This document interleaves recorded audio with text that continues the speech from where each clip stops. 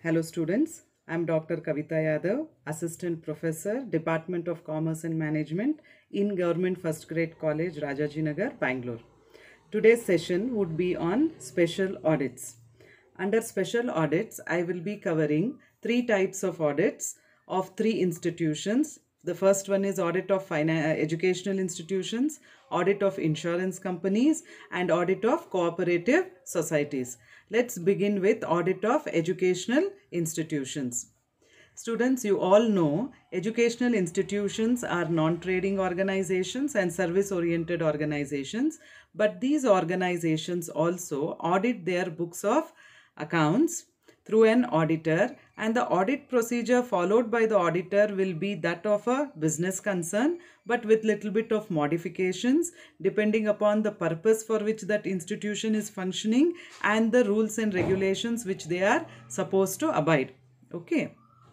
So, firstly, before the auditor starts with his audit work, he has to have some general information. He should become aware of some journal information, collect general information, and then he has to start with his audit work. Okay.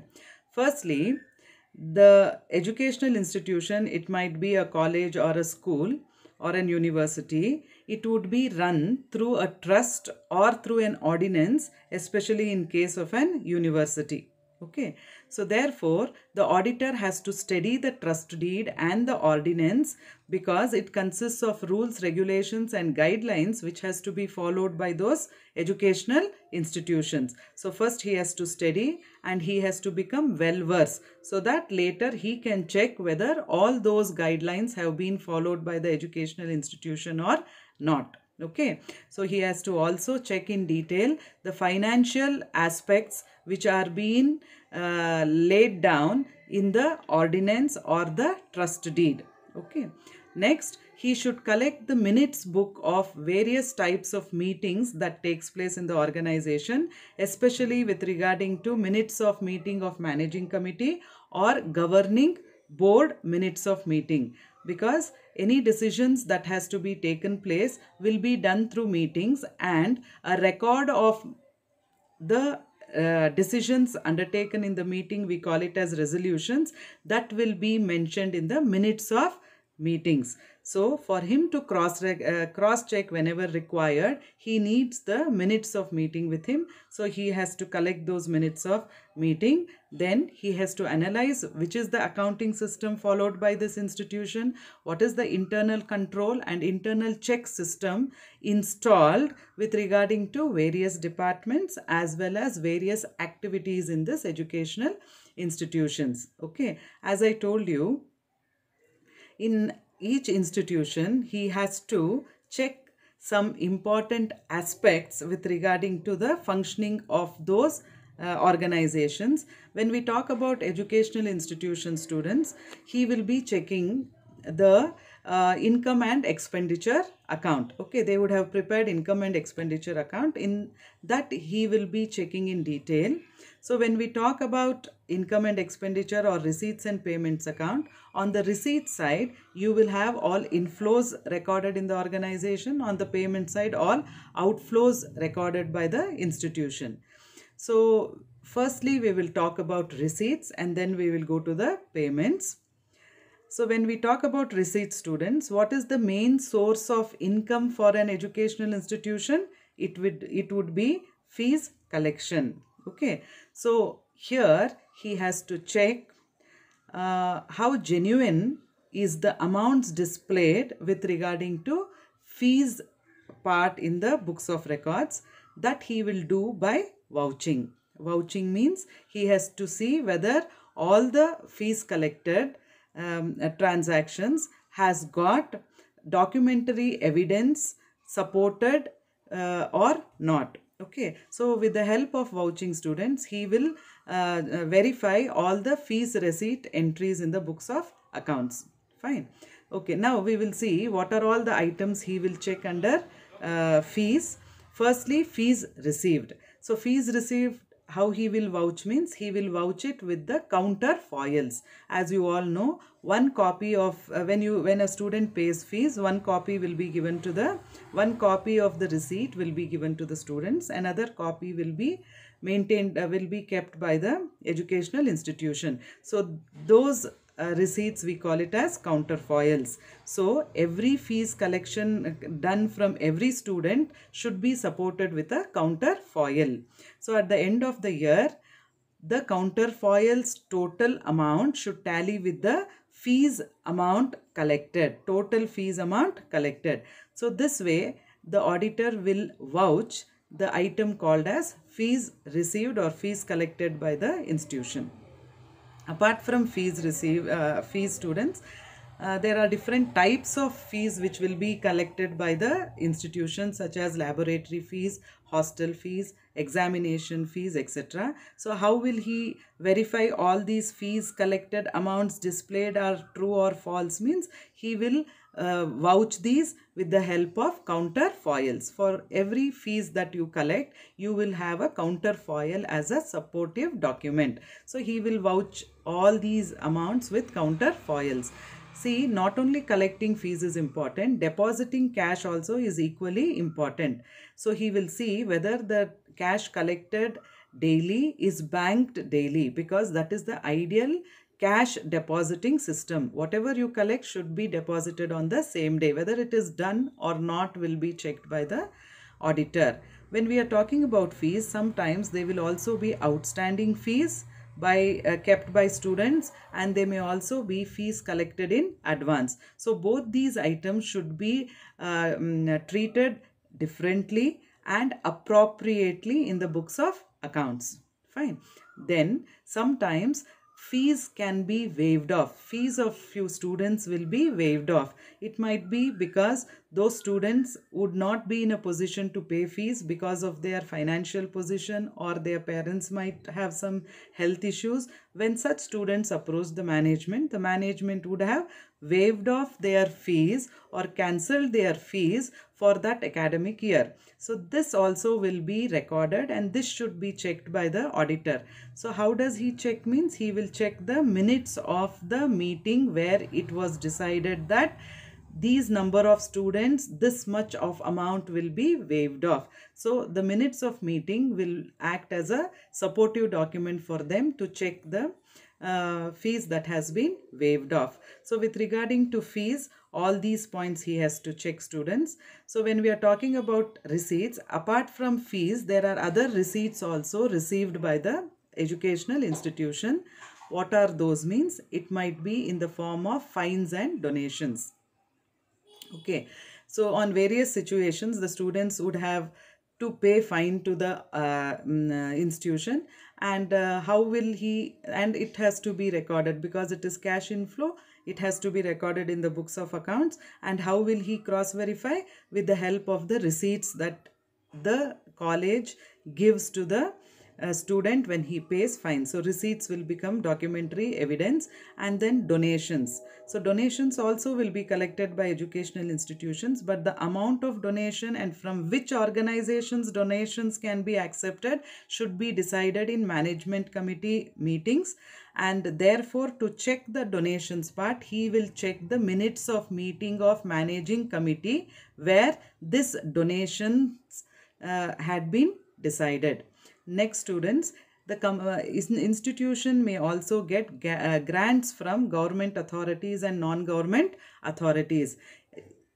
When the institutions are accredited, the institutions will be getting grants from government institutions.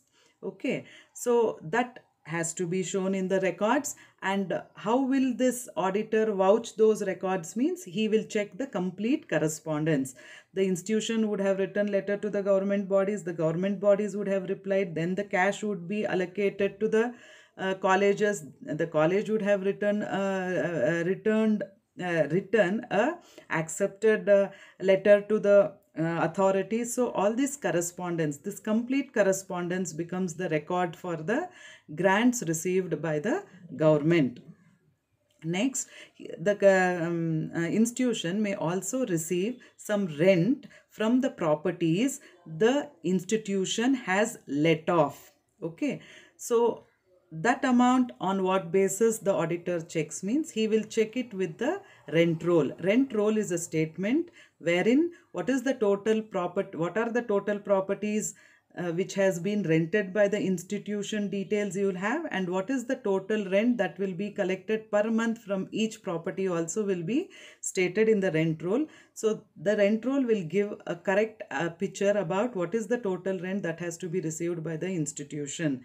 So the auditor will cross check whether that much amount has been received by the institution and displayed rightly in the books of accounts and books and statements. He will check that. Suppose there are some outstanding rent, that also should be shown, and if it is pending for a long period of time, then it has to be enquired. Okay, so there is another source from where you will receive income. Income is received by the institutions, that is in the form of interest from bonds. The educational institutions would have invested in securities and bonds of companies or government institutions. It would have invested. So based on those investments, at frequent intervals, the institution would be receiving interest. Okay, so that is an income and therefore it will be shown on the receipt side. So that also has to be cross verified. How will he cross verify, students? He will see the bonds and security certificates that is present in the company. So in that certificates, how much is the interest amount that the company that the institution has to receive will also be mentioned. So all these securities and bonds certificates he will cross verify and check whether that much of interest has been received by the educational institution or not. Okay, sometimes the institution would collect deposits from the students and later it would be refunded. It would be in the form of caution money. It would be in the form of laboratory deposit or library deposit. They would have collected at the beginning of the year, and at the end of the year it will be refunded to the students. Okay, so this also has to be appropriately accounted for. Receipt also should be appropriately accounted for, and refunding also has to be done by the accountant. So whether it has been done efficiently, accurately, will be checked by the auditor. And in the institutions there will also be endowments that will exist. Okay, so when endowments exist, students, every year there will be interest on those endowments which the educational institutions will receive. That income should be appropriately distributed for the purpose for which the endowments have been kept. Okay, so both the receipt and the distribution of that receipt on the endowment should be recorded properly in the books of accounts. Whether this is done in the organization or not will be checked by the auditor. So now we spoke about the receipt part of the receipts and payments account. Next, there will also be a payment side which has to be checked by the auditor. So when we are talking about payment, students, what would be the major item or major expenditure of payment, major item of payment or expenditure for an educational institution means it will be salaries. So salaries have to be properly verified and vouched by a auditor. Okay, so when he is verifying, what is that he will be checking means he will be checking the register, salary register and acquaintance register. In salary register, he will get details about all the teaching staff and the total salary that has to be paid to the teaching staff, and he will also get a total of non-teaching staff along with the total salary that has to be paid to the non-teaching staff. So salary register becomes a documentary evidence for him to vouch. Along with that, he will also check the acquittance register. In acquittance register, the employees or the staff would have signed for the amounts that they have received as salary. Okay, so both the salary register, acquaintance register will be checked by the auditor. So along with this, he also will see whether the salaries and deductions are according to the prevalent rules and regulations. That is, whether the annual increments are added on time and whether the deductions are done appropriately, such as provident fund and gratuity, whether they are deposited with proper authority at proper time or not. If there are outstanding salaries, that also should be appropriately accounted for. Advance salaries given, that also has to be appropriately accounted for. All these he will have to check with regarding to salaries part under payments. Okay, so when an institution is functioning, students, there will not be only salaries as payments, there will be other payments also, other expenditure also, which the institution has to meet. So we will just see what might be the other payments. The other payments will be in the form of printing and stationery, conveyance, postage, etc. All these are the expenses and all these will be shown under the payment side, and this also has to be vouched with the help of receipts, invoices, cash memos and vouchers. Okay. Then there may also be payments with regarding to free ships, prizes, scholarships to the students.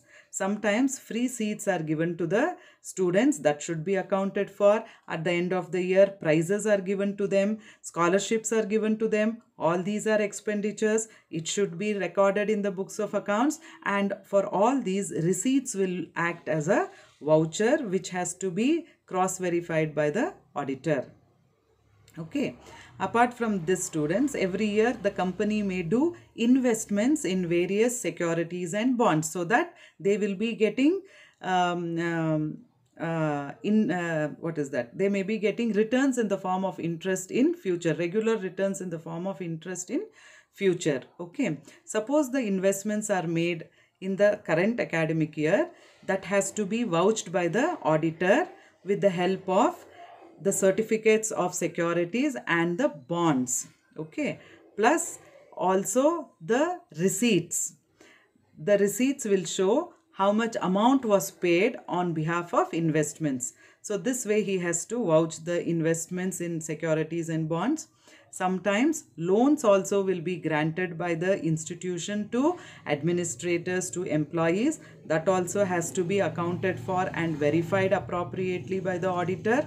Sometimes during the year, there may be additions made to the fixed assets, that he has to verify, and there may also be sale of fixed assets which would have been taken for, which also has to be verified. Whenever there is sale, students, there can be loss or profit incurred on sale of a fixed asset.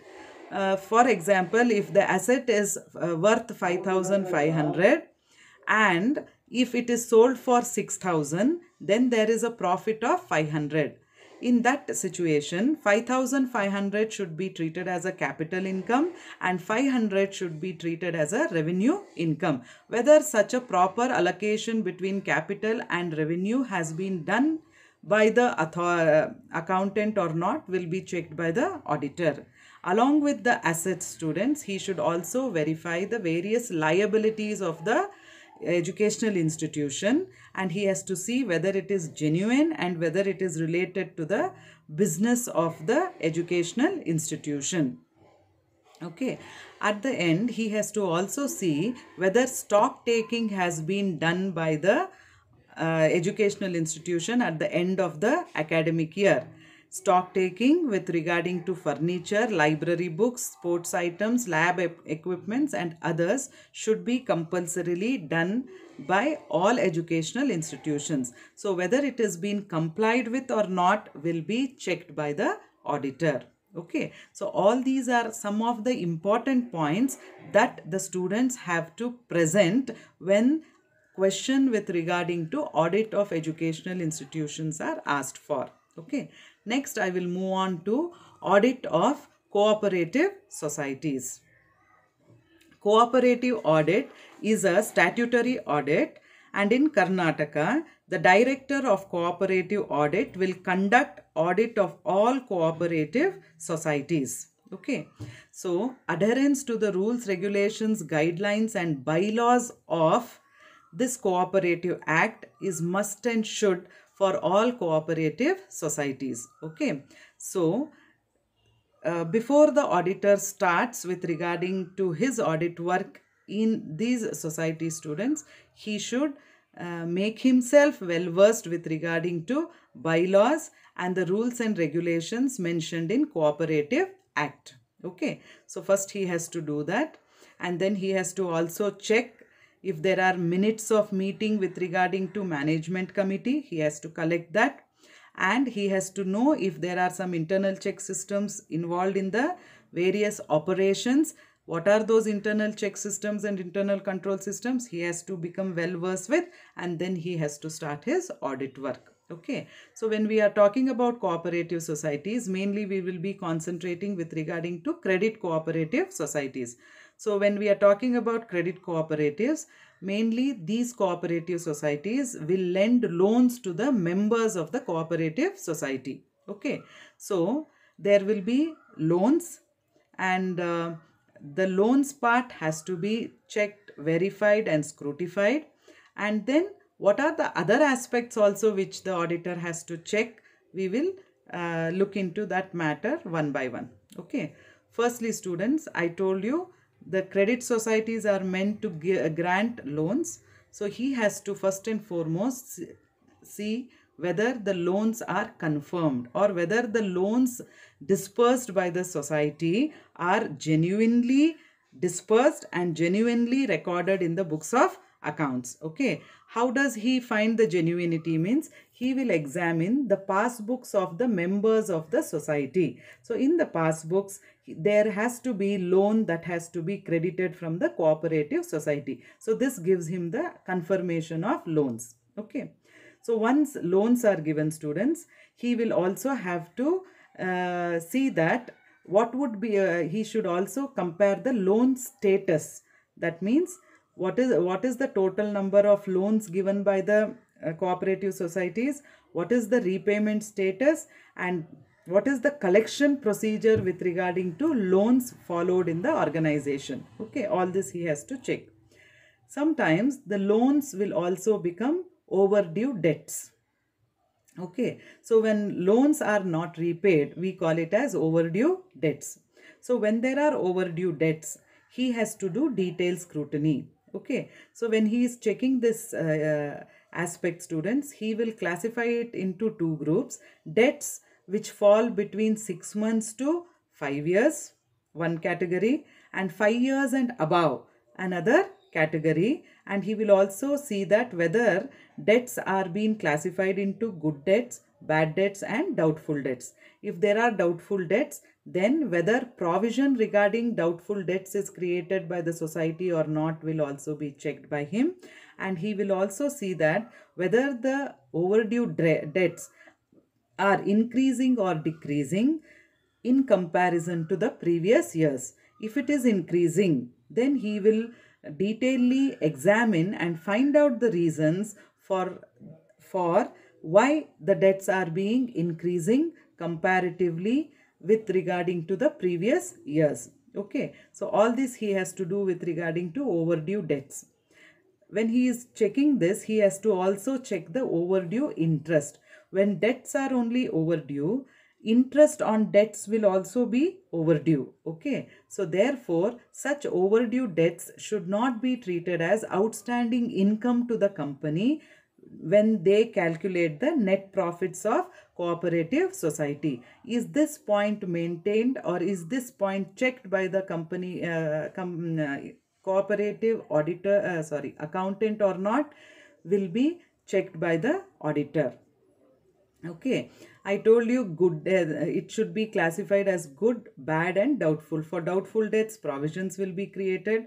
For good debts, it will be recovered in a future date. But bad debts are those debts which cannot be recovered and which has to be written off. Okay, so a portion of the debts will be written as bad debts and it will be displayed in the books of accounts. Okay, so when that bad debts are being checked by the auditor, he should see that whether it has been written off by an appropriate authorized authority in the organization or not. Okay, anyone in the company or an accountant cannot write it off.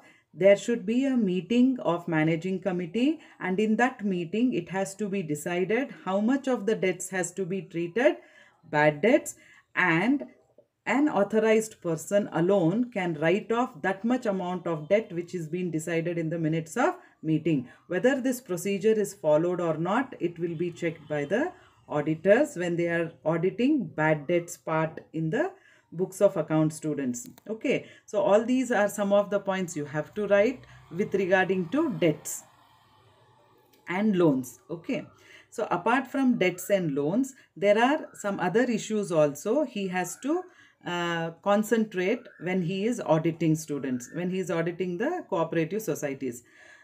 One such item is investments. The cooperative societies will do investments in various government bonds, non-government bonds, securities, etc. But when it is doing this, he has to see that whether it is being done according to the provisions and bylaws of the society. They should not cross pass the bylaws of the society. So within its permission, if they have done the investments, then it is fine. If not, then he has to question and he has to inquire. Okay, apart from investments, the cooperative societies will have assets and liabilities. So that assets and liabilities should be verified and valued by the auditor at the end of the year. Okay, according to the auditing practice, he will do the verification and valuation of assets and liabilities. When there are assets, there will also be depreciation. So whether appropriate provision for depreciation has been created in the books of accounts or not, he will check, students. Next, net profit should be arrived according to the provisions of Cooperative Act. Therefore, provision should be compulsorily complied with regarding to financial matters or non-financial matters too. Sometimes there will also be loss incurred in the cooperative societies. Such loss should be detailedly examined, and if suppose he finds a person or a group of persons are responsible, it has to be mentioned in the audit report, and action has to be taken under the act regarding those persons. Okay, when the auditor is completed with his audit verifications and examination, student, after that he will allot a class for the audit of such cooperative societies. If that class is not satisfied by the members of the society, they can appeal it to the registrar, and the registrar can ask for revision of such class if possible by the auditor. So a class also will be allotted to the society once the audit work is completed. Once it is completed, he cannot draft the audit report, because before that he has to conduct a discussion, or he has to ask the secretary to conduct for a managing committee to organize a management committee meeting. In that management committee meeting, all the issues will be discussed. It will be let known to the members, and after that a final draft or a final audit report will be prepared, students. Okay, in that audit report, special matters also have to be explained or has to be exposed by him.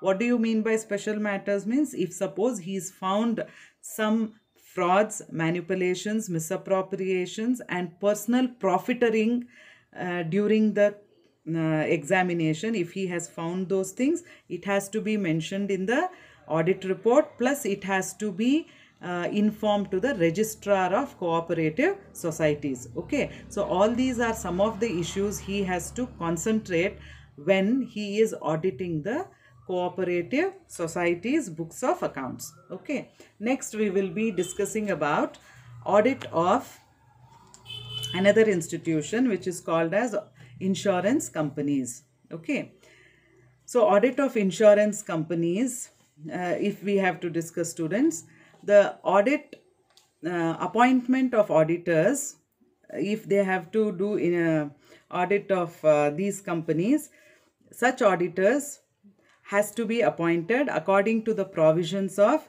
Insurance Act, RBI Act, and also IRDA guidelines. What do you mean by IRDA? The Insurance Regulatory and Development Authority guidelines. Okay, so according to these provisions, the auditors will be appointed in insurance companies, and before he start with the audit of these company students, he has to study the provisions of all these acts which has to be followed by the insurance companies. He has to evaluate in internal control system, he has to collect the minutes of board of directors, and also check the list of securities deposited with RBI. Okay, so this much general information he will have to collect, and then he has to start the audit of insurance companies. So in insurance companies, he will be in particular verifying the profit and loss account and the balance sheet of that company. Okay, when we talk about profit and loss account, you will have incomes and expenses. For an insurance company, what comes under income, students? What comes under income? It will be in the form of premiums. Premiums are the major chunk of item which brings revenue into the organization. Okay, so when we are talking about revenue, he will have to check the premiums. Then he has to check the expenditure. What is the item which will bring a lot of expenditure for the company? Means it will be with regarding to the claims that they have cleared.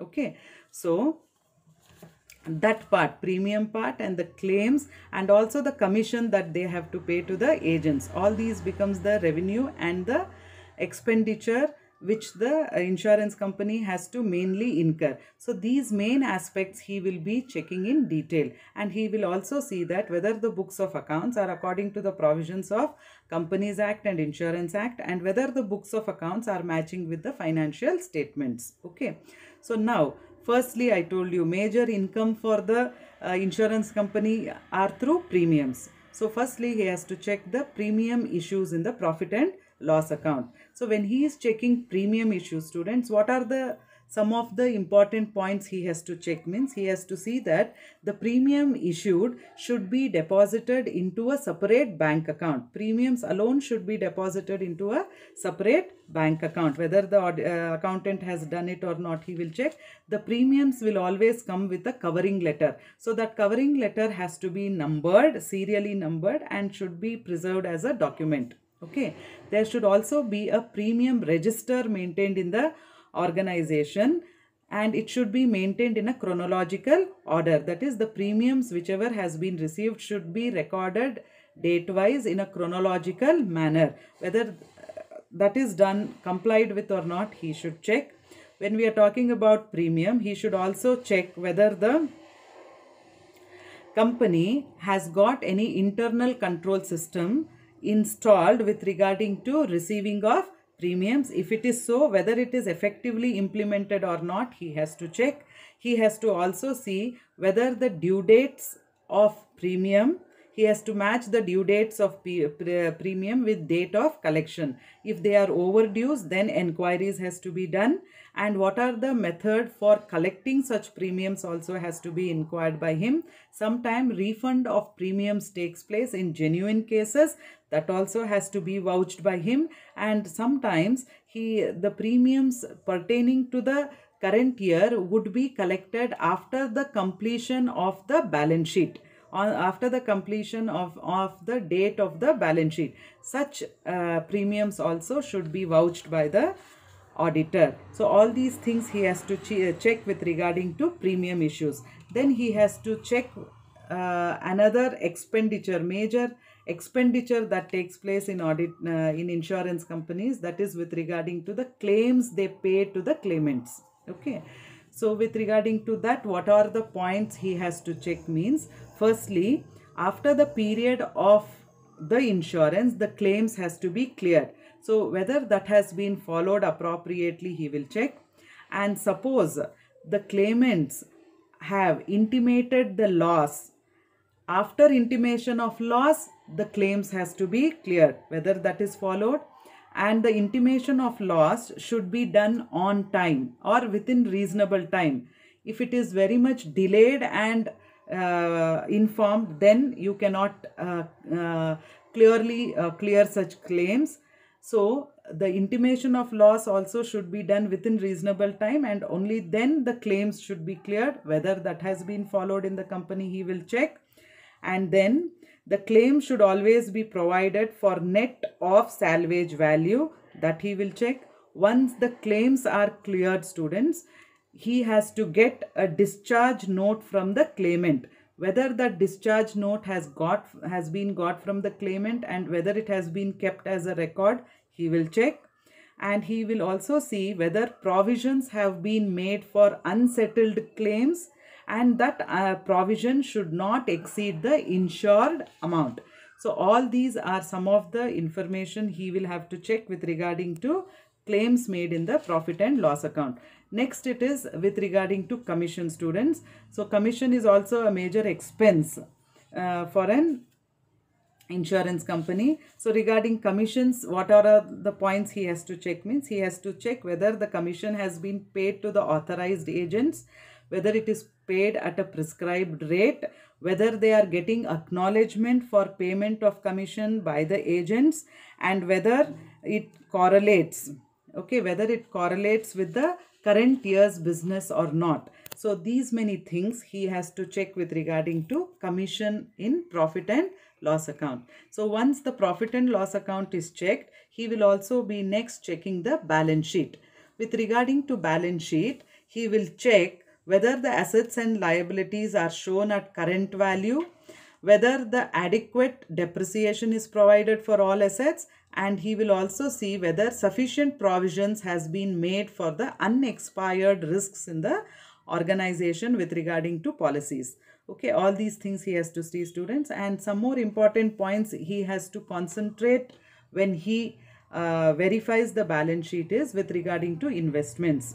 When the insurance company makes investments, he should see that whether those amounts have been invested in approved securities, whether the investments are made within the prescribed limits, okay, and he should also see that whether the investments are made, the investment should not be made in private company, whether it is followed in the company he will check, and the policy holders' money should not be invested outside India. Whether all these points have been followed by the company with regarding to investments, he will check, students. Then it is outstanding premium and agent's balance.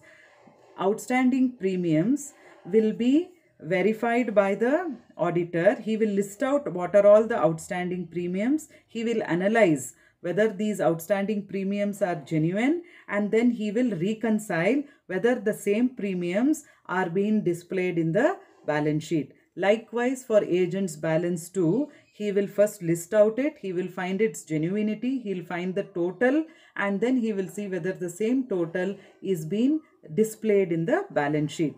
Then unexpected risk reserve. Risk is a continuous liability which has to be faced by the insurance company. Therefore, all the risks will not be expired on the date of balance sheet. So what the insurance companies has to do is they have to therefore maintain unexpired risk reserve.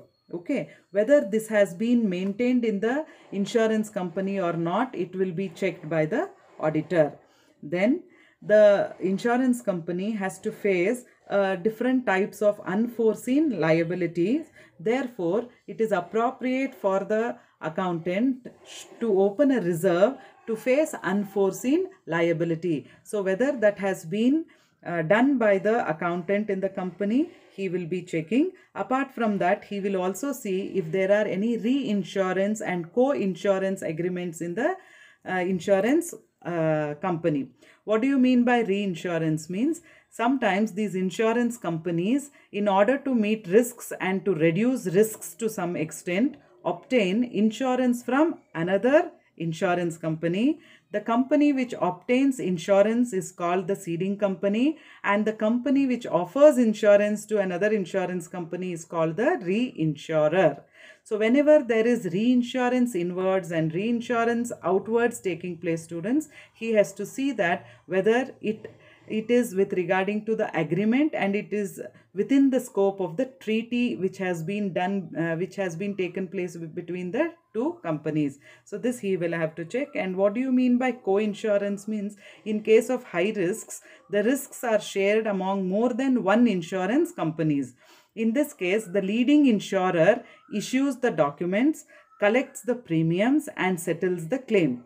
So what is the auditor's duty? Means he has to check whether the premium account is credited on the basis of the statements received from the leading insurer. So all these are some of the important points the auditor has to verify when he verifies the books of accounts of insurance companies.